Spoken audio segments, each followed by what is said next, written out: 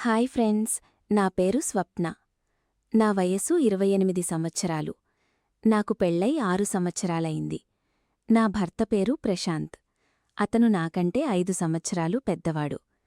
మా ఇంట్లో మేమిద్దరం కాకుండా మా అత్తయ్య, మామయ్య కూడా మా వీటిలోనే ఉంటారు.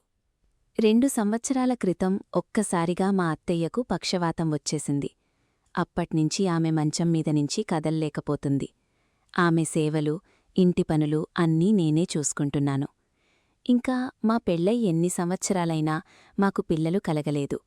దానికోసం ఎన్నో డాక్టర్ల దగ్గరికి వెళ్లాం, గుళ్ళు గోపురాలు తిరిగాం. కాని ఎలాంటి ఫలితం రాలేదు. చివరికి ఒక సీనియర్ డాక్టర్ దగ్గరికి ప్రశాంత్ నన్ను తీసుకెళ్లాడు.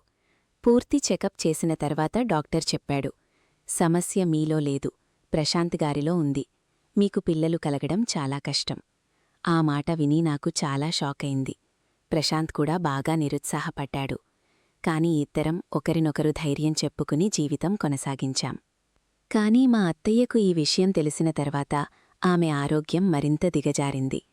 తన ఏకైక కొడుకు వంశం కొనసాగదని బాధపడి మనోవేదనకు గురైంది.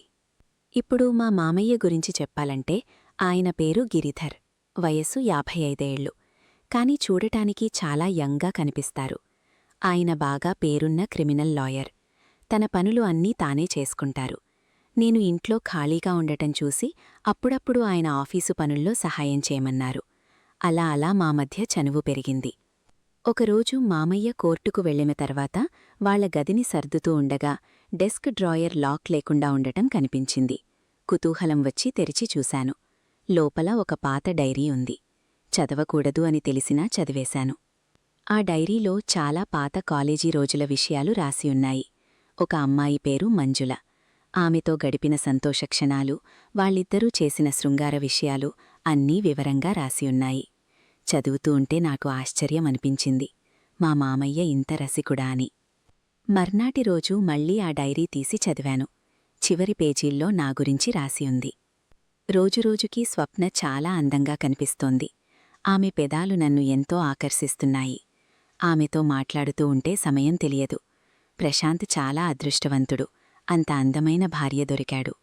కాని ఆ అందం నా కళ్లముందు తిరుగుతున్నా నేను దాన్ని ఆస్వాదించలేకపోతున్నాను. ఒకరోజు స్వప్న శరీరాన్ని పూర్తిగా నా సొంతం చేసుకుంటాను. ఆ రాతలు చదివిన తర్వాత నాకు గుండె జోరుగా కొట్టుకుంది. కోపం, భయం, ఆకర్షణ, ఆశ్చర్యం అన్నీ కలిసి వచ్చాయి. మా మామయ్య నా మీద ఇంత అనుకుంటున్నాడని తెలిసి నేను ఏం చేశాను, ఎలా స్పందించాను అనేది నెక్స్ట్ పార్ట్లో చెప్తాను. To be continued.